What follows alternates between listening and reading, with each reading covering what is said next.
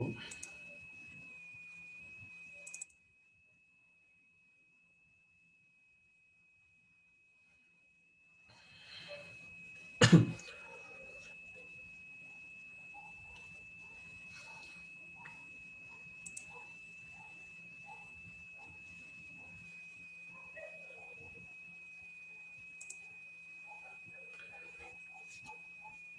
vamos...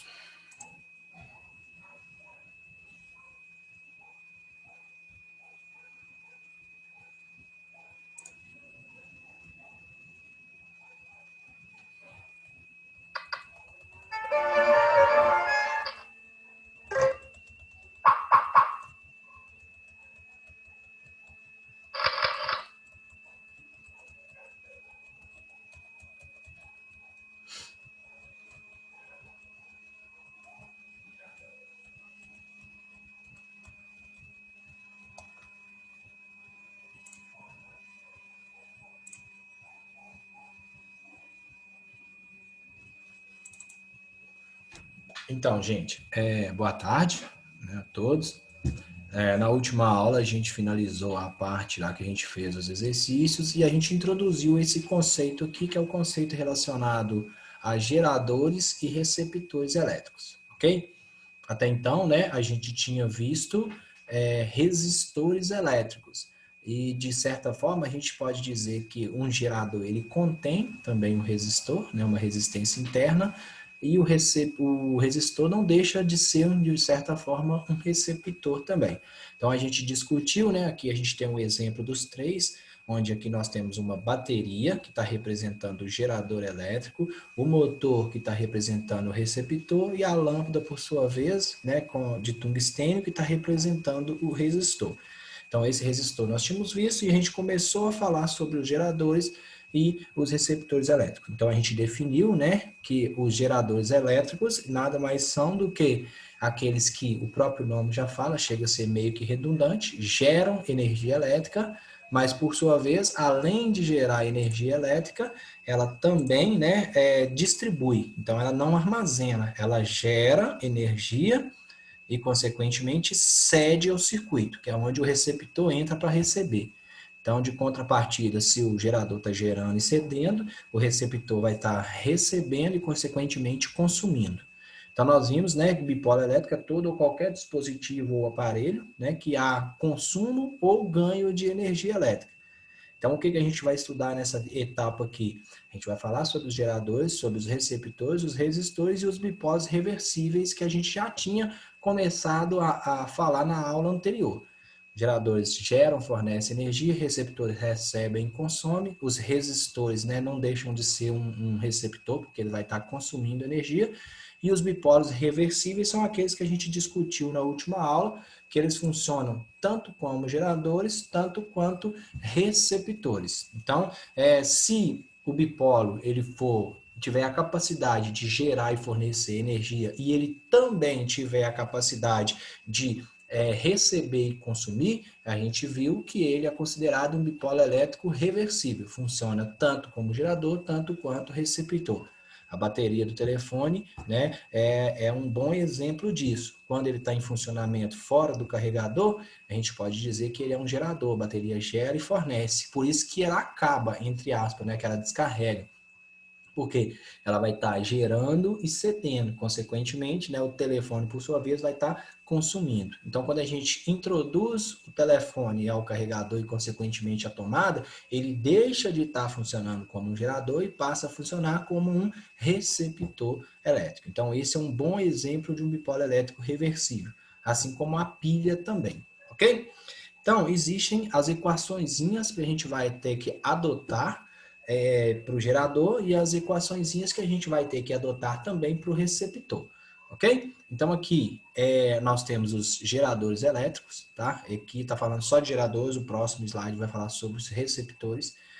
A equação do gerador elétrico é real, porque existem dois tipos de geradores.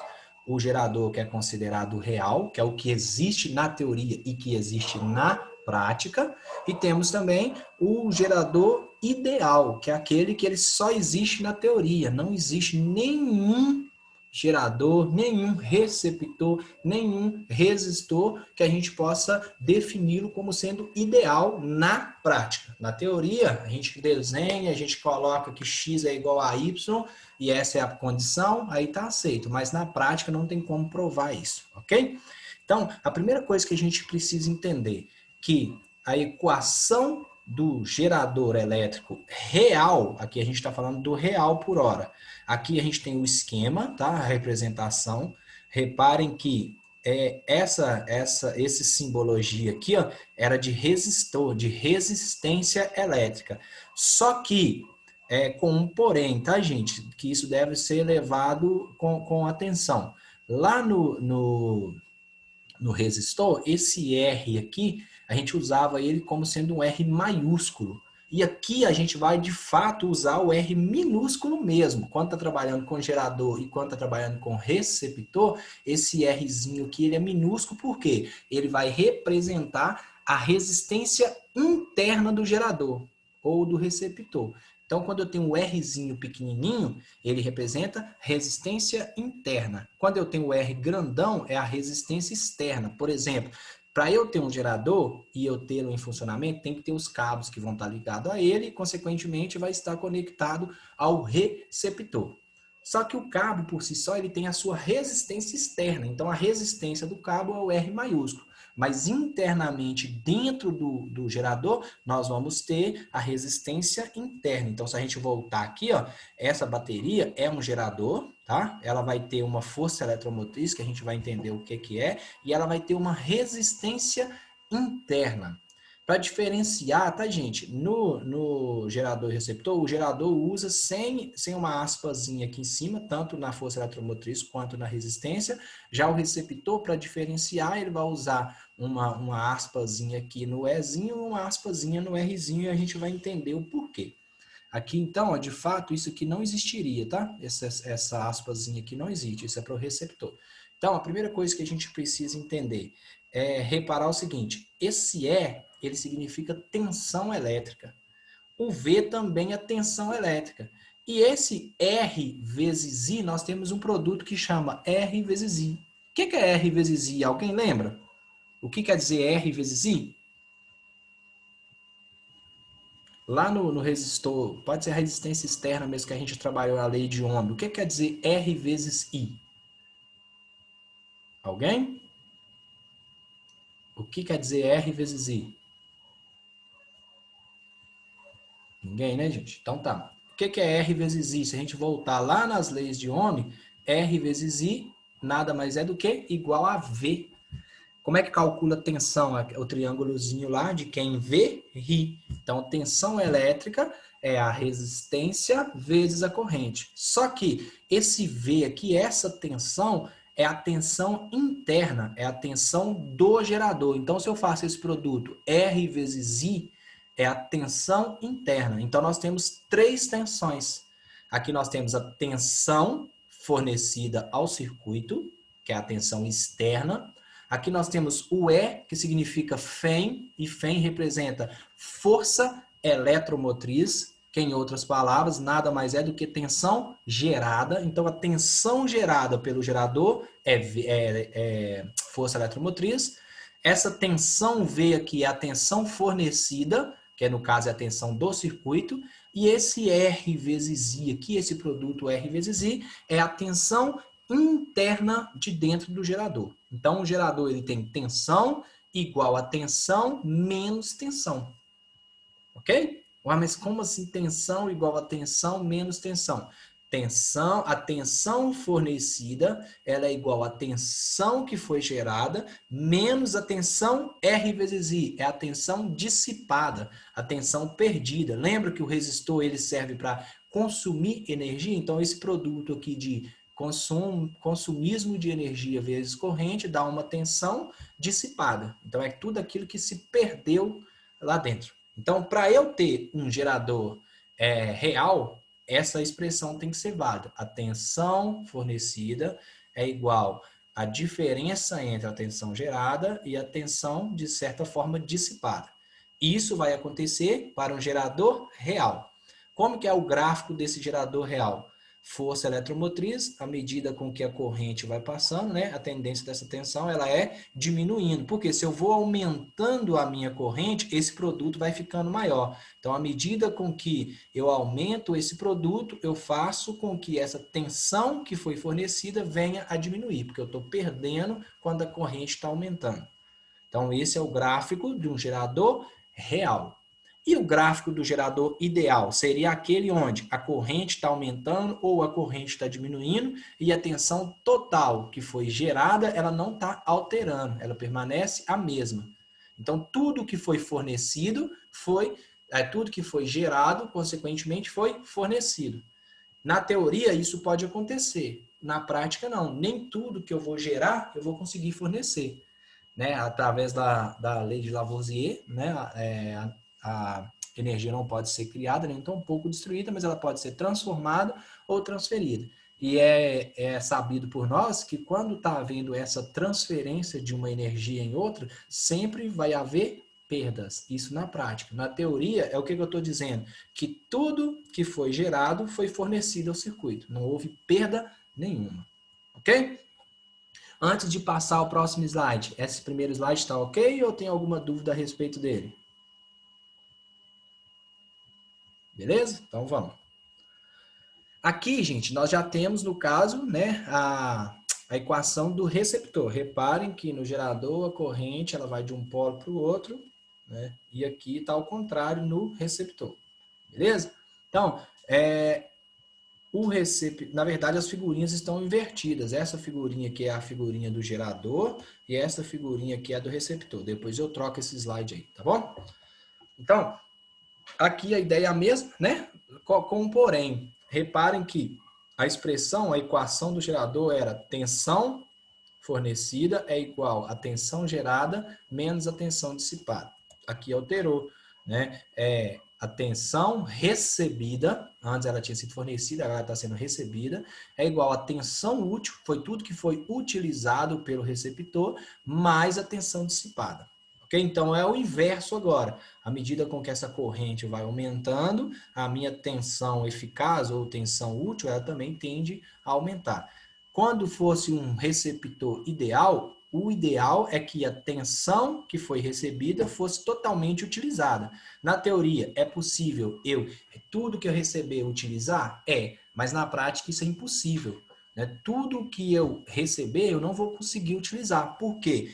Internamente eu vou ter perdas. O ideal, para eu ter um receptor ideal e para eu ter um gerador ideal, o que tinha que acontecer com a minha resistência interna? Ela tinha que ser nula, não teria que haver resistência nenhuma, tanto no gerador, tanto no receptor. Mas, né, isso não é possível. Existe a resistência interna no gerador e, consequentemente, no receptor. Reparem o seguinte, né, que aqui, ó, ao invés de ser força eletromotriz, isso aqui é força contra eletromotriz. Então, existe essa aspazinha aqui para diferenciar força eletromotriz, que é a tensão total gerada, de força contra eletromotriz, que é a tensão total utilizada, tudo que a gente utilizou. Esse R vezes I, professor, continua a mesma coisa? Continua. Né? O produto, né, a tensão dissipada que tinha no gerador, continuou tendo ela quando foi transferido para o receptor. Beleza? Aí, gente, da mesma forma que nós fizemos associações de geradores, nós fizemos também associação de geradores e também de receptores. Então, é possível associar resistores, é possível associar geradores e, consequentemente, associar receptores. O que difere o que a gente já tinha estudado para o que está sendo explícito aqui agora? Como que eu associava resistores. A associação de resistores ela vem de três formas. É a associação em série, associação paralela e associação de resistores de forma mista, onde vai misturar série com paralelo. Os geradores, a forma de associar vai ser exatamente a mesma. Nós vamos associar geradores em série, em paralelos e de maneira mista.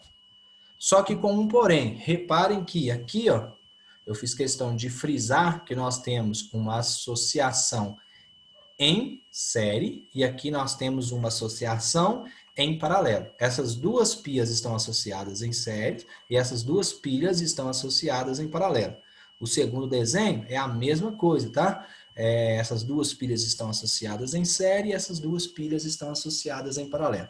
Professor, mas você tinha falado que para associar resistores tinha as características para série e as características para o paralelo. E nos geradores também vai ter? Vai, mas as características são as mesmas. O que que difere? Que lá nos resistores nós associávamos as resistências externas, o R maiúsculo. Aqui nós vamos associar a resistência interna, a resistência de dentro da pia, e não essa resistência aqui de fora do circuito. Então nós vamos associar as resistências internas dessas pilhas em série, nós vamos associar as resistências dessas pilhas internas em paralelo. Ok? Então, né, se a gente parar para pensar aqui, ó, vamos tentar diferenciar os dois casos e aí a gente vai entender que as características são exatamente as mesmas. Então, aqui, ó, eu tenho um gerador. Se eu tenho gerador, eu tenho tensão, que foi total gerada, tensão total fornecida e a tensão interna do gerador. Então, aqui tem um R vezes I também. Então, aqui eu tenho uma tensão associada a uma segunda tensão associada a uma terceira tensão. Ou seja, a força eletromotriz da pilha 1 está associada em série com a pilha 2, que está associada em série com a pilha 3. Ok? Nesse caso aqui, os geradores são iguais e eles estão associados em série. Se a força eletromotriz desse é 4, desse é 4, desse é 4. Então, se a gente quiser saber qual vai ser a FEM equivalente, o que é FEM equivalente? A força eletromotriz equivalente, basta a gente somar. Então, a gente vai ter 4 volt, porque agora a gente está associando tensão primeiro, mais 4 volt, mais 4 volt. Então, a tensão, ou seja, a força eletromotriz, a tensão gerada, vai ser igual a 12 volt. O que que difere esse caso aqui para o caso anterior? Porque lá nós associávamos somente os resistores. Aqui a gente vai associar os resistores e a gente vai associar também as forças eletromotrizes. Então, as forças eletromotrizes mais mais 3S. Então, se aqui fosse 1 mais 1 mais 1, 3. As resistências internas equivalentes irão ser associadas da mesma forma. R1 mais R2 mais R3, considerando que os geradores são iguais, então a resistência interna também são iguais, nós vamos ter 3 R's. E esse R grandão aqui, isso é a resistência externa. Aqui é a resistência do gerador, aqui é a resistência do circuito. Então, da mesma forma que a gente associou, né, os resistores e as forças eletromotrizes em série, nós também vamos associar as resistências internas em paralelo e vamos associar as forças eletromotrizes em paralelo. Aqui, só para a gente entender, está falando que os geradores são iguais e paralelos. Aqui, gente, eu poderia ter resistores, geradores, quer dizer, iguais, ou eu poderia ter geradores diferentes, beleza? Já aqui na associação dos geradores em paralelo, tem que tomar um certo cuidado. Reparem o seguinte, quando eu associei, né, os resistores internos dessa associação em paralelo, nós vimos que a gente vai fazer 1 sobre R aqui, R minúsculo agora, né? É igual a 1 sobre R1 mais 1 sobre R2 mais 1 sobre R3. Como os R são iguais, a minha associação aqui vai dar R dividido por 3. Então, seria, se eu tivesse aqui cada um sendo 3, eu dividiria 3 por 3 e a gente teria uma resistência interna igual a 1. Só que reparem que na série a gente somou todos os S. Por que que aqui no paralelo a gente não fez o inverso dos S? E quem me falar a resposta disso aqui, eu dou uma caixa de bombom. Não é um bombom agora não, uma caixa de bombom. Para quem falar o porquê que, nesse caso aqui, eu não fiz E sobre 3, igual aqui no R sobre 3. Por que que só coloquei E ao invés de colocar E sobre 3? O primeiro que falar e falar correto ganha a caixa de bombom. Dou-lhe uma. Dou-lhe duas. Porque no paralelo a tensão não muda? Exatamente. Então, uma caixa de bombom, tá? Porque no paralelo, qual é a segunda característica da associação em paralelo? A primeira fala o quê? Que a corrente, ela divide proporcionalmente entre os resistores. Então, aqui vai vir um I1, um I2 e um I3. No entanto, a segunda característica da associação em paralelo fala o quê? Que a tensão, ela é a mesma para todos os resistores. Então, se eu tenho uma tensão total de 10 volts, vai ter uma tensão do gerador aqui de 10, uma tensão aqui de 10 e a mesma tensão de 10. Então, nesse caso aqui, se eu tivesse geradores diferentes, eu não poderia associar. Por exemplo, se aqui a minha força eletromotriz fosse 4 volts, aqui fosse 5 volts e aqui fosse 6 volts, se eu associar os três não vai dar nada, porque não tem como fazer associação de geradores em paralelos quando eles são diferentes. Por quê? A tensão, ela tem que ser a mesma. Na série, não. Na série eu poderia fazer aqui 3 volts, 4 volts, 5 volts, não teria problema. Porque o que é igual aqui não é a tensão, e sim a corrente elétrica. Ok? Beleza. Então, gente, agora a gente entra em um outro conceito, não mais, não menos importante do que os que a gente viu, né? Porque a todo instante a gente falava assim, para eu ter uma luz em funcionamento, eu teria que ter tensão, corrente e resistência. A resistência depende da temperatura do material que era constituído, ou seja, a resistência não depende nem da tensão, nem tampouco da corrente, mas a corrente depende da tensão e a tensão depende da corrente. Ok? Então, se eu tenho um interruptor, né, que a gente fala apagador, popularmente falando, ele serve para interromper a corrente ali e também, consequentemente, a tensão. Então, se eu interrompo a corrente, não vai ter tensão, porque se os elétrons estão parados, não tem força nenhuma impulsionando ao movimento, mas a resistência vai estar lá. Então, a gente falava em luz acesa, chuveiro quente, mas aí a gente não tratava uma outra grandeza que a gente vai começar a tratá-la agora, que é a grandeza chamada potência elétrica. Ah, então quer dizer que a potência é menos importante do que a resistência e menos importante que a tensão e a corrente? Não. É porque para eu ter o circuito feito, eu preciso das três: corrente, tensão e resistência. Mas para eu ter o circuito feito e em funcionamento, eu preciso ter potência. Por quê? Se eu faço o circuito e não coloco uma lâmpada, ela não vai acender, não tem lâmpada, então, consequentemente, não tem potência. Então, a próxima grandeza que a gente vai trabalhar é a potência elétrica. Ok? E aí, a gente fala kilowatts ou fala watts? Por que eu quis tratar disso aqui antes mesmo da gente saber? Porque pelo Sistema Internacional de Unidade de Medida, a unidade de medida de potência elétrica é joule por segundo, que é a mesma coisa que watts. Joule por segundo ou watts é a mesma coisa. No Sistema Internacional tem que usar o watts. Porém, quando se trabalha em potência elétrica, e mais para frente, quando a gente começar a trabalhar o consumo de energia elétrica, é natural que a gente vê escrito kilowatts ou quilowatts-hora, se tratando da energia. Por que eles fazem isso? Colocam em quilowatts-hora, né, a unidade medida de energia, mesmo não sendo a unidade no sistema internacional, para facilitar na hora de fazer os cálculos, por exemplo, de uma conta de luz. Ok? Antes da gente chegar na expressão de potência, se faz necessário primeiro que a gente recapture qual é a definição de potência elétrica. Então, quando a gente estudou energia, trabalho e potência, nós discutimos e definimos que potência, agora não é potência elétrica, potência de uma forma geral. O que significa potência? O que é potência elétrica? Perdão, o que é potência de maneira generalizada? Então, aqui tem a expressão, para calcular potência, isso aqui significa trabalho, e isso aqui é intervalo de tempo. Então, potência é em expressão, trabalho sobre intervalo de tempo. Como que eu poderia definir essa expressão aqui para eu não ter que ficar gravando fórmula, para eu não ter que ficar memorizando fórmula? Se eu sei a definição, eu chego na fórmula. Qual que é a fórmula que eu poderia fazer em cima dessa qual é a definição que a gente poderia fazer em cima dessa fórmula?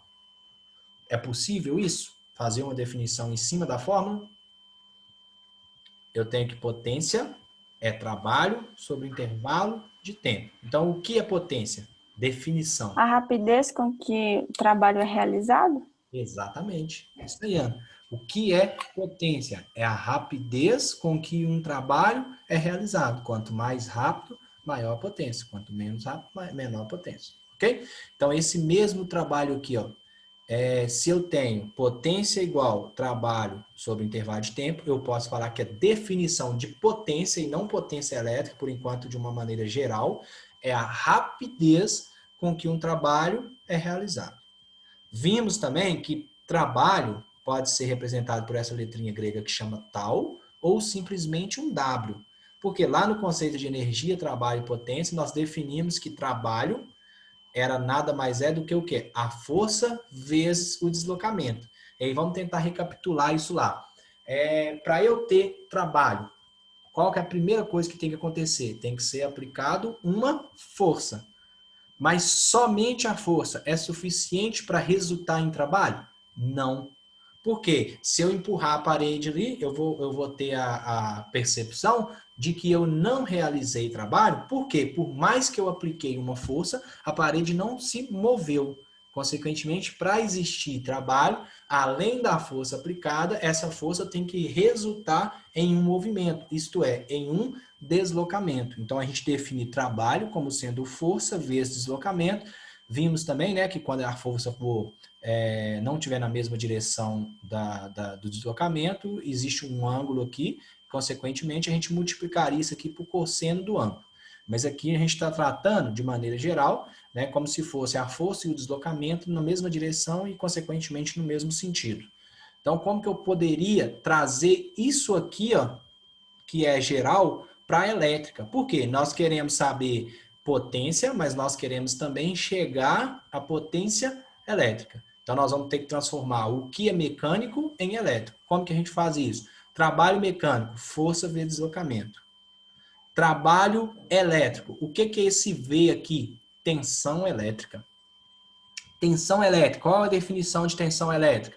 É a força. Então, ó, esse V aqui é a mesma coisa que F. Então, trabalho é V, tensão, vezes carga. Ué, mas o que tem a ver carga com deslocamento? Porque dentro de um fio condutor, quem vai estar percorrendo esse fio? É a carga elétrica, que mais precisamente falando é o elétron, a carga negativa. Então, eu estou transformando esse trabalho mecânico em um trabalho elétrico. Então, a gente fez isso, ó. Trabalho é força vezes deslocamento. Então, trabalho é força que impulsiona o movimento dessas cargas elétricas aqui, que vão se deslocar dentro do fio condutor. Então, nós sabemos que, de maneira geral, potência é a rapidez com que um trabalho é realizado. Isto é, potência é trabalho sobre intervalo de tempo. Mas a gente acabou de passar esse trabalho mecânico para um trabalho elétrico. Quem é esse trabalho elétrico? É a tensão vezes a carga. Então, a gente vai substituir no lugar desse W aqui, quanto que ele vale. Ele vale quanto? V vezes Q. Dividido por ΔT, que já era da expressão, que é o tempo gasto para realizar aquele trabalho. Então, tá. Primeira coisa aqui, como é que apareceu esse I, meu Jesus? Como que a gente definia a intensidade de corrente elétrica? A corrente elétrica nada mais é do que o quê? A quantidade de carga que percorre um condutor em um dado intervalo de tempo. Corrente elétrica é a quantidade de carga que percorre um fio condutor em um dado intervalo de tempo. Então, eu sei que I é Q sobre ΔT. Então, no lugar desse Q sobre ΔT aqui, ó, a gente substituiu por I. Então, a potência elétrica ficou tensão vezes carga dividido por intervalo de tempo. Quem é carga dividido por intervalo de tempo? Corrente. Então, a potência é corrente vezes tensão. Aí, se eu quiser falar que é tensão vezes corrente, problema nenhum, né? Porque é um produto. Então, em números naturais, a ordem do produto não vai alterar nos fatores aqui, não. A ordem dos fatores, quer dizer, não altera no produto. Então, se eu falar que a potência é corrente vezes tensão ou potência é tensão vezes corrente, é a mesma coisa. Então, vamos voltar aqui de novo. Para eu ter esse circuito, eu preciso ter tensão, que é a força que impulsiona o movimento dos elétrons, eu preciso ter corrente para chegar até aqui e, consequentemente, eu preciso de resistência. Só que, para a lâmpada funcionar, ela precisa de uma potência. Então, quem que seria essa potência? Seria o produto entre a corrente que vai circular o circuito até chegar na lâmpada, aqui no nosso caso, vezes a tensão, que é a força que vai impulsionar esse movimento dos elétrons.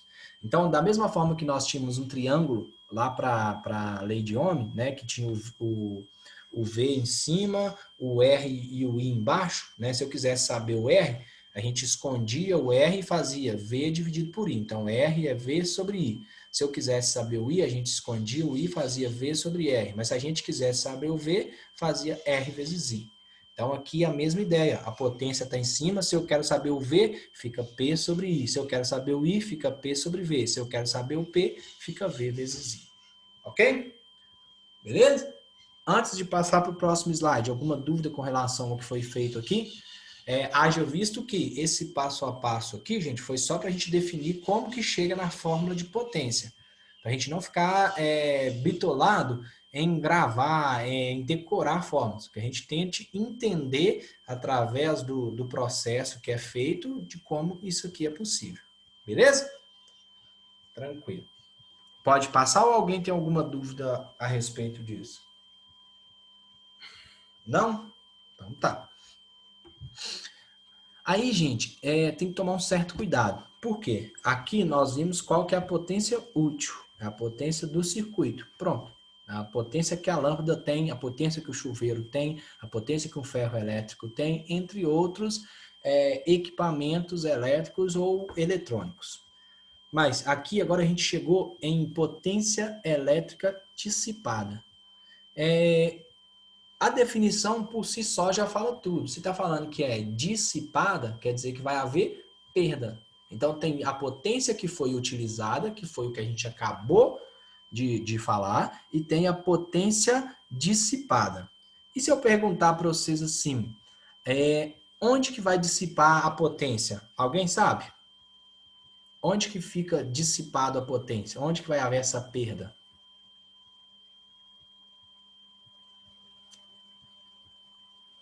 Na resistência interna? Não, por enquanto aqui não. Aqui, por exemplo, da luz aqui, ó, na pilha, não deixa de ser, não. A potência dissipada da pilha vai ser perdida, né, na resistência interna. Mas no caso aqui da lâmpada, seria na resistência da lâmpada mesmo, que é Tá. esse resistor aqui, tá bom? Mas aqui, ó, na pilha, tá Uhum. ok. A pilha também vai ter perda, tá, gente? Aqui dentro dessa pilha eu tenho a potência útil dela, mas eu também tenho a potência dissipada internamente nela. Mas no caso aqui, a pergunta também não foi inteligente, não. Mas a lâmpada, qual vai ser a potência dissipada da lâmpada? É a potência na resistência interna. Como essa aqui é uma pilha de tungstênio, né? Aquela pilha, ela vai estar perdendo nesse filamento aqui. Da mesma forma, o chuveiro elétrico, o gasto de energia, ele não é no condutor somente, né? Ele está no chuveiro. Onde no chuveiro? Na resistência interna. Tanto que quando o chuveiro queima, né, a primeira coisa que danifica é a resistência dele, que a gente fala assim, tem que trocar a resistência do chuveiro, ok? Beleza? Então, a potência dissipada, ela vai ocorrer sempre na resistência. Então, aqui, ó, para provar isso, a gente tem aqui, ó, nós temos 3 formas de potência elétrica. Nós temos a potência elétrica denominada potência útil e nós temos a potência dissipada. Reparem que na potência útil não aparece a resistência, porque é tudo que foi utilizado. A gente não está se preocupando com o que foi perdido, e sim o que foi utilizado. Já as outras 2 potências dissipadas aqui, elas aparecem a resistência. Repare que uma aparece corrente e resistência, a outra aparece tensão e resistência. Mas nas 2 aparecem resistência, que é onde foi dissipada. A potência se dissipa sempre na resistência. Então vamos ver como que a gente chega nessas potências aqui. Primeira coisa, nós temos 2 situações que a gente já viu. Lei de Ohm, se eu quiser saber qual é a tensão que está percorrendo esse circuito aqui, ó, essa tensão, basta eu fazer o produto da corrente que vai circular aqui pela essa resistência do circuito.